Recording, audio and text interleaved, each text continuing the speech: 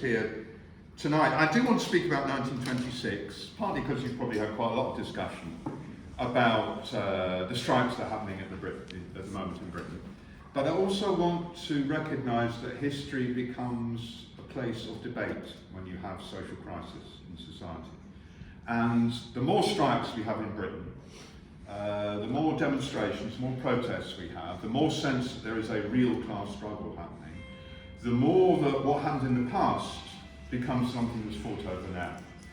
So if you cast your mind back to when the level of strikes began to rise in Britain last summer, there was quite a lot of talk that it was going to be like 1926 in Britain. Very loose talk in truth, but you know, from the likes of the Daily Mail and so on, this was going to be like 1926 again with a general strike. But also from trade union leaders in Britain. Manuel Cortes, the then leader of the TSSA, the rail union, now removed as a serial abuser as a matter of fact, but anyway, Manuel Cortes talked about how this was going to be a period similar to 1926. Mick Lynch, the leader of the RMT rail union, said that he thought that there could well be a general strike similar to that of 1926. And 1926 is used in a fairly loose way by lots of people. But it's important because it was a time of mass class struggle in Britain.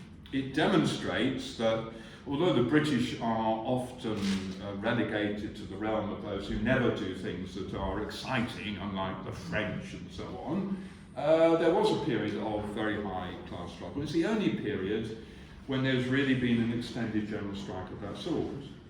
You can look at other places where general strikes happen quite a lot. That's not true in Britain. And it involved, from the 3rd of May 1926, officially 9 days, it actually went on longer than that, but officially 9 days, involving the vast majority of working class people, about 4.5 million people going on strike, and a real contestation against the government, against sections of the trade union leaders, and raising ideas about overcoming capitalism as well. So it's worth looking at. It's worth looking at, and some of the lessons of it are very relevant when we think about the strikes that are happening at the moment and how we can move forward, because we're at quite an important point, I think. We've had, and it's only a week ago, let's not forget, it's very easy to forget about these things, a week ago, over 500,000 people on strike in Britain, principally teachers, but also many other groups of workers as well. One of the reasons it feels quite a long time ago is because we're now in a different era, an era where people are talking about should we accept this deal or that deal, or should we stop the strikes and so on. I saw regrettably that the RMT called off its strikes for the end of March, beginning of April today. And you know, there's a lot of discussion about this, but we shouldn't forget that there is an alternative to the idea of calling off the strikes for below inflation pay deals, and that alternative is based on struggle and resistance and the enthusiasm and energy that was shown on the 15th of March. You know, it was a great day. Could have been better, could have been bigger, could have been stronger and so on. Nonetheless, it showed the potential in the same way that the 1st of February had done as well, actually, in terms of big strikes. Now, we learned things about what we need to do now from looking back at 1926. 1926 itself was a culmination of a period which, when should you start? You can say it begins in the 1880s in Britain with the arrival of mass trade unionism, not just skilled workers, but masses of workers, particularly women workers, particularly migrant workers, particularly what are called unskilled workers, people who do actually utterly vital jobs and actually quite skilled, but are often written off as skilled, unskilled workers. And the creation of, through things like the Matchroom Mid strike, the Docker strikes in the late 1880s, the sorts of big unions of workers. And then the period immediately before the First World War, 1910 to 1914, the Great Unrest as it's called, a huge explosion of strikes, most of them unofficial strikes, not strikes called by trade unionists, which I think is Ralph Darlington going to do a meeting on this in Manchester at some point. He's just written a book on it anyway, very interesting, good book, so I won't say too much about that. which was headed off by the First World War. And then afterwards you get in between 1919 and 1921 what's generally regarded in Britain as when Britain got the closest to revolution, a long extended period of strikes. I think between 1919 and 1921 there were 3 times as many strikes as there were in 1910 to 1914. So 1910 and 1914 is an explosion of strikes in Britain. And then you get even more in the period immediately after the First World War, which was also, of course, the period not simply as a coincidence of the Russian Revolution and of the rise across the whole of Europe of workers in revolutionary movements, the German Revolution, the 2 Red Years in Italy and so on. And, a huge moment when the future of capitalism seemed in the balance. And 1926 comes out of this, and it's also a period of the decline of the British capitalist class. The British ruling class won the First World War, but in the course of it also began to move downwards in the international pecking order of imperialist states, because it saw the rise in particular of the United States. Leon Trotsky, the great Russian revolutionary, writing about the 1920s, said that what was most likely to lead to a revolution in Britain was not Moscow but New York. And what he meant by this was not so much the rise of a revolution in Russia, although Trotsky obviously thought this was very important, but that also the rise of America was going to squeeze the British capitalist class, which indeed it was, and that they would then have to fight back. And this is really what happened in 1926. In 1924 you have a Labour government, the first Labour government, useless as ever. Most of them have been worse than the one in 1924, but it was a government which the ruling class was very destabilised by. They were very worried about it. The government itself was fine for them because they soon realised that it wasn't going to bring about huge amounts of change. Nonetheless, they were determined that there had to be a reckoning with the working class, in order to force down the level of wages. Stanley Baldwin, the Tory Prime Minister, who was elected after the Labour government in 1924, made a famous declaration, a very open declaration, to the leaders of the mine workers' unions. He said, all the workers in Britain have to accept lower wages in order to put industry back on its feet. Very, very open about it. And he chose the miners to say this to because they were the absolutely crucial component of the British working class. There were about 1.2 million miners in Britain in 1925-26. That's a lot. It's a huge section, immensely powerful potential. And he said this to them and insisted that there would have to be wage cuts.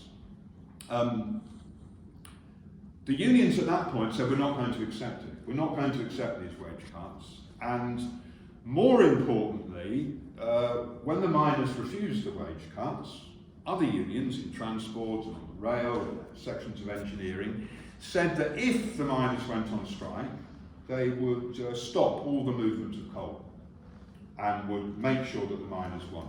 It was a big thing to say. It was the reverse of what had happened in 1921, which was called Black Friday, when the miners again were threatened with mass wage cuts, and the other unions betrayed them and allowed the miners to be defeated. Black Friday, you may know that, I don't know why I should say you should know.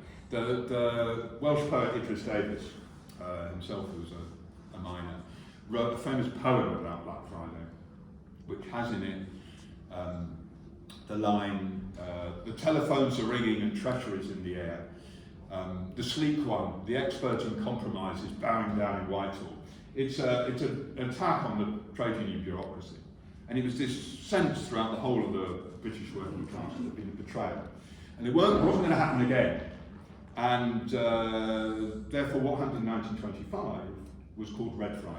It was called Red Friday because workers stood together and they prevented the attack upon the miners. And the government was clever enough to realise that it hadn't quite prepared for a confrontation against the miners and their allies.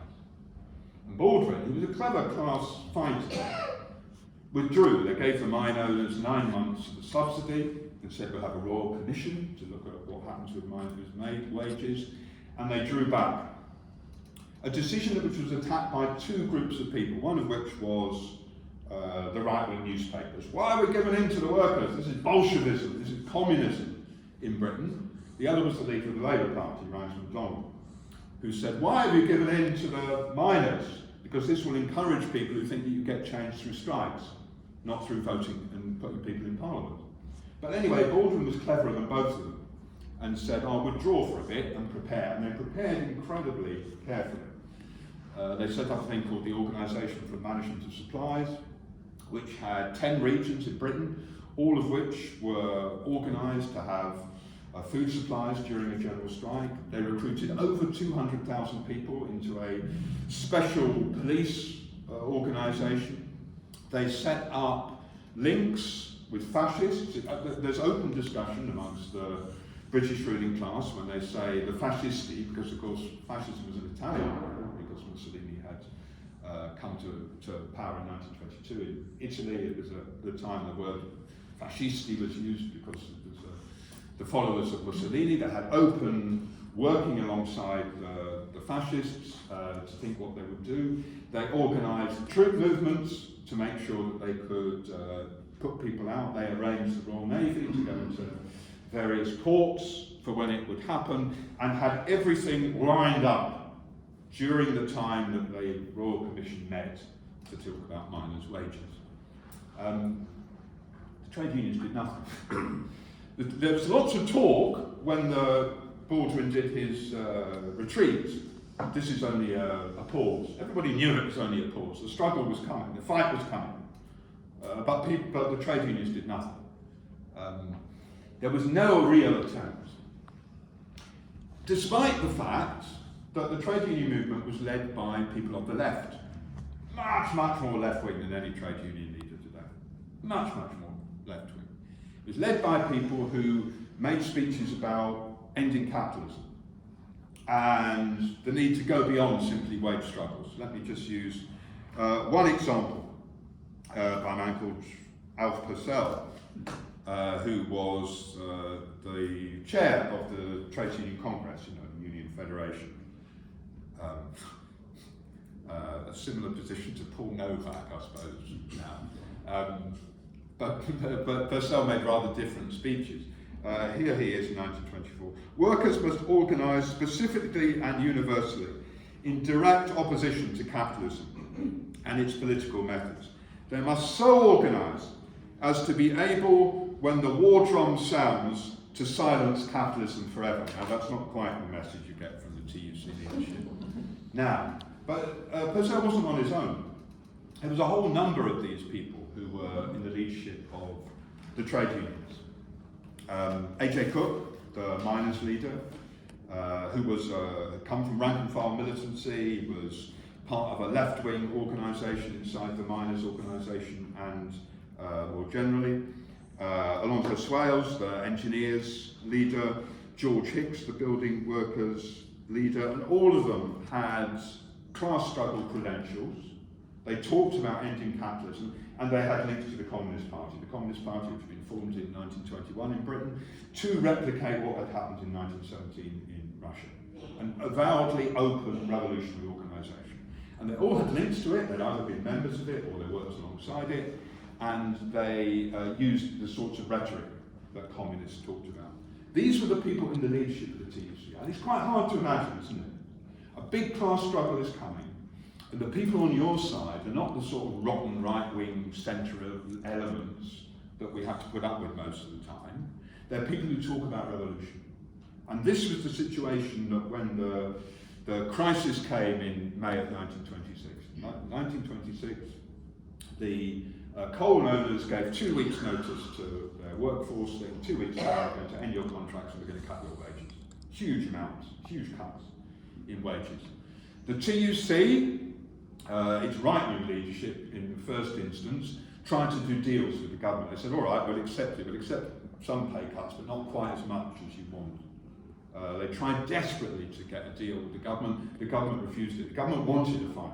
The government wanted a battle. And so began the general strike on the 3rd of May 1926. The response from workers was fantastic. There was very, very little scabbing, very little strike breaking. Workers knew that if the miners were defeated, they would be next. And they felt quite confident. On Red Friday, we showed that we can win. And we're coming out and we're fighting. And there's a myth in Britain about what the general strike looked like. Part of it's true. I mean, the TUC encouraged calm amongst the workforce. And they put out messages like, keep busy to workers. Don't find yourself without something to do, a hobby. If you have a hobby, spend your time on it during this, because otherwise you might get drawn into things you don't want to get drawn into. And there was a lot of this, go and look after your pigeons rather than go picketing sort of thing.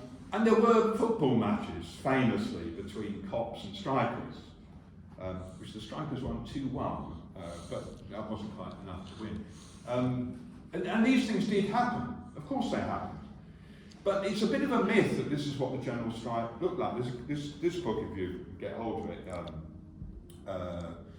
Christopher Farman's book on 1926. I was going to read out bits of it. I had to chop bits, so I put it on my phone. Because I could read about 4 pages of what it felt like. And it's quite important in terms of the tradition of the British working class about what actually happens during mass struggle. So stay with me for a bit while I just give you some nice stories about the general strike. Mass pickets gathered in the main roads of London's East End before 7 o'clock on the 4th of May. And during the day, scores of vehicles suspected of carrying goods or office workers to and from the city were stopped and wrecked. Several vehicles were set alight, others thrown into the River Thames. After a night of fierce street battle, 30 civilian casualties were taken to Poplar Hospital. 1 man died of his injuries. Tuesday night there were disturbances in Newcastle. At Chester-le-Street, mounted police broke up a crowd that invaded the railway station.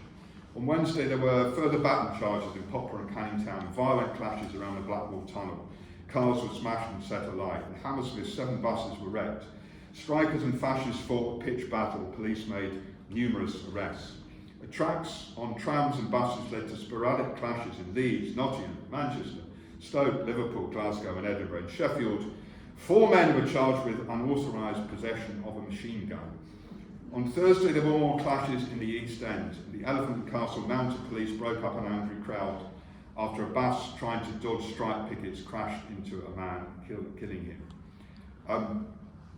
A new strikers' plan has been tried this morning in Camberwell. Some women laid their babies on the road in front of strike-breaking vehicles, and when they stopped, strikers jumped on the floorboards, turned out the drivers and smashed up the cars. There were renewed clashes in Nottingham where strikers tried to march on factories. Strikers and police fought pitched battles in Cardiff, Ipswich and Leeds. And so it goes on. I could go on, there's pages of this stuff. And my point is not to glory in violence, but to say that it didn't have this character simply of everyone sitting at home and watching what was going on. People fought the cops, they had mass pickets, they stopped the scabs and the scab transport that was organised by the government and took on the forces of the state. Now, they didn't do it everywhere and they didn't do it systematically, but nonetheless they fought. It's quite important when you think about what the history of the British working class looks like. And they also formed independent organisations of workers, what were called councils of action. And they varied a lot from place to place. But they began to take over in some places to decide which transport was allowed and which was not allowed, how food was distributed, how society was organised. Now, at its greatest pitch, those sorts of things become workers' councils in what in Russia were called Soviets, an alternative way of running society. It didn't go that far in Britain, but it was quite an important development of how workers can begin to do things differently. The TUC and the Labour Party were horrified by what was happening. Horrified, and I haven't got time to go through it, but there's lots of accounts about how particularly the more right-wing leaders of the union, say the thing that's really frightening us is we're losing control. We went into this strike thinking that we could do a deal with the government, and now we're losing control. And all these hotheads are now taking over the running of the strike. They're organising at a local level, they're going beyond what the TUC tells you to do, and they're causing us big worries, and we have to stop it. We have to stop it. So they started negotiating, and without telling the miners, which the strike was supposed to be about, they started to talk about deals with the government. The man who was involved in the sort of arbitration between the two sides was a man called Herbert Samuel, who was a thoroughly ruling class figure. And he made various promises to the TUC, and the miners said, well, how can we believe this man, Herbert Samuel, one of the big TUC leaders, said to the miners, well, you might not believe it when it comes from me as a trade union leader, but Herbert Samuel was once a British gentleman who was the governor of Palestine. So you must believe him. If he says that there's a decent deal on the table, surely any honest person must recognise it's possible. And with the strike in full flow, the TUC ended it. They accepted a deal, which meant that the miners would accept massive pay cuts, and said to the government, that's it, it's all off. Now, workers didn't accept this. On the day after the strike, the strike was ended by the TUC, there were over 100,000 more people on strike than there were on the day when the strike was on. And so it went on for 2 or 3 days afterwards. Workers refused to go back to work. I mean, partly because the ruling class was in full cry. I mean, they sacked 45,000 rail workers. They sacked 45,000 rail workers. They said, you were on strike, we got scabs in, the scabs now have got your job, you're finished. You're finished. And the unions have got no agreements with the bosses that this wouldn't happen. They just let it happen. They allowed it to happen. And it was a huge defeat for the British working class, which led to a period of breaking of the unions and of big wage cuts. The miners, having been abandoned by everyone else, then continued their strike for 7 months. And if you really want a harrowing document, go to the South Wales Miners Library and read the minutes of the last meeting between the coal owners and the South Wales Union, where the coal owners, each meeting they have, the deal gets worse. It gets worse, and they say, we know you've got nothing. You've got nothing, and you have to come back. They abolished the 7-hour day in the pits, which would have been one massive cost of struggle. They pushed through pay cuts of 25% upon people. They forced the union out of quite a few of the pits. The activists managed to return it in most. It was a total defeat, a bitter abandonment by the trade union leaders. Now, what do we learn from this? Don't just learn the bad lessons. Number one, the government are vicious, ruthless, but they can also be thrown onto the defensive by workers' struggle. I do not believe that Rishi Sunak is as clever a class warrior as Stanley Baldwin was, or as David Lloyd George in a previous period. I think the governments today thought that they would isolate and break the strikes at quite an early stage. You may remember that they had this view that ordinary people would revolt against the rail workers, for example. And then they thought, even more foolishly in my view, that people would revolt against the health workers. That they would say, oh, you're the reason why there's cancelled operations and there's a crisis in the health services, because you're going on strike.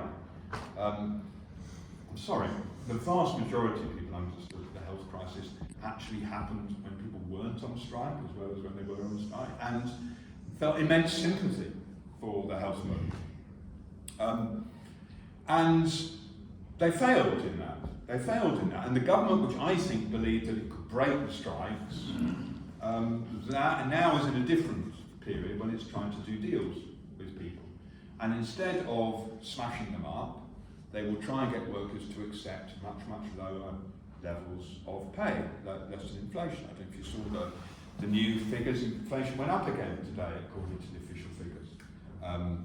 The inflation figure for food and non-alcoholic drinks is now 18.2%. The RPI figure of inflation is 13.8%. Going up, not going down. I know the government says it will go down, and maybe they'll be right, maybe they'll crash the economy enough to do it, but nonetheless, it's still going up, and yet workers are being told, not just by bosses and the government, but by trade union leaders as well, that if you get 6%, it's a victory. It's not a victory. If you get 6% and food inflation is 18%, your wages have effectively gone down 12%. That's not a victory. I know that sounds very basic, but it's not a victory if you get that sort of level of wage settlement. And therefore, the government is trying a contract effectively. I know Karen Reisman, who's a comrade in this branch, is at this moment in a meeting where people are organising against a deal in the health service, for example, a deal which involves a bung of people for this year. You get a one-off COVID bonus, and then you take it away next year, and you get a 5% pay increase, which is a pay cut. So people are organising about this. And we have to say, what's the alternative to giving in? And you see, when people say, can we have a general strike in Britain? On one level, I'm quite happy to say we could, because we showed it on the 15th of March and on the 1st of February. You can have 500,000 workers out, and you could have lots more. Because even on, if you say, oh, it has to be the people who've gone through the torturous process of pre-strike ballots and all those things, the 15th of March could have included, for example, all of the health unions. The junior doctors were out, but the nurses weren't out, the ambulance workers weren't out, the unison members weren't out who voted for strikes. None of them were out. A few rail workers out, but most rail workers weren't out. The TOCs, the train operating companies and Network Rail, they weren't out. They were out in the London Underground, but only in the London Underground. The postal workers, who've been fighting since last summer, on and off, 18 days of strike, they weren't out either. There's another 115,000 people who could have been on strike. So even on the most basic bureaucratic level, there could have been 800,000 people out on the 15th of March, and actually there's a potential for much greater than that. So when people say, do you want a general strike? Of course I want a general strike. But actually there are much more basic things to say about the situation in Britain. In order to get unity between different groups of workers, you have to get people out on strike in the first place. And my worry is people are calling off strikes, not encouraging more strikes. I'm sorry to tell you this, but sometimes you have to sound a warning. And the warning goes like this, that more and more people are being told to accept below inflation pay deals. Most obviously in the university workers, for example, where Joe Grady, the leader of the UCU union, the University Workers Union, has deliberately tried to smash up the strikes. Now she's been prevented good by a revolt from below, which has prevented so there were strikes today, sorry, what day is it? It's been a long time. Monday, Tuesday, Wednesday this week, there were strikes of university workers. And there's a battle still going on, but there's a real scramash, a real confrontation between Grady and the rank and file in this union about whether this will continue or not. And I think we have to be very realistic. There's a struggle going on about whether the momentum and pace and the energy and enthusiasm of the strikes is going to be continued or whether it's going to be strangled. And this brings me to the question of the trade union leadership. I'm going to jump back into 1926. Okay. God, that's a long time. Which is to say that one of the things you learn is right-wing trade union leaders are terrible, but the left-wing trade union leaders who I mentioned, Hicks, Swales, Purcell and so on, were as bad as the right-wing, I regret to tell you. They made as many concessions, they didn't speak out, they gave in just as much as the right-wing did. And again at key moments you learn this lesson. And one of the problems was the Communist Party, which I mentioned, which was important and was quite heroic. The figures are argued over, but something like a quarter of the members of the Communist Party were arrested during the general strike. A fifth or a quarter of them. The entirety of the equivalent of their national executive was arrested in the run-up to the general strike. And they weren't just given a fine. They weren't like, they were given 300 quid. They were given between 6 months and 12 months in jail for sedition. For being against the British state under a law of 1797. They were sent to prison. They were heroic militants, no doubt at all about this, but their perspective was completely wrong. Their perspective was, we can trust the left-wing leaders of the unions. For reasons which I haven't got time to go into now, they were told, trust the lefts at the top of the trade unions, and their slogan became all power to the General Council, all power to the trade union leaders, and not organised from the base of the unions. And this is the absolutely critical message I want to finish with. The central thing that will help to maintain and develop the strikes in Britain today is whether there is independent organisation at the base of the unions. This doesn't mean that we're not for left-wing union leaders against right-wing leaders, that we don't think that it's good to have people who go on television and talk about the class struggle and fighting back against the bosses and the Tories and so on. It is a good thing to have that. It's good to have union leaders who talk about holding strikes rather than not holding strikes. But in the end, what matters is not so much the politics of the people who are the general secretaries. What matters is the strength of the union at the base that can push these people and organise independent initiatives from them where necessary, which is why there have still been strikes in the universities, because people organised against them. It will matter whether the health deal is accepted or not, whether there is an organisation of a network of people who form at the base, whether there are strike committees in the schools and in the universities, whether in the rail workers and the postal workers, people begin to say, we can't leave it all up to the people at the top, we have to organise ourselves, both to push forward the strikes, but also to stop the sellouts by the trade union leaders. And this is the key lesson for me of 1926.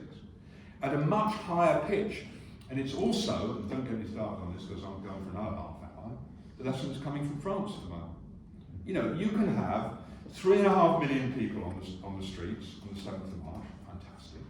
Tomorrow there'll probably be 4 million people on the streets of France. You can have burning barricades in Paris and Bordeaux and Marseille and Toulouse. You can have people fighting the riot cops. It's brilliant, it's fantastic. It doesn't get rid of the problem of the trade union bureaucrats who want to narrow it down, who want to stop it, who want to stop it becoming a bigger thing.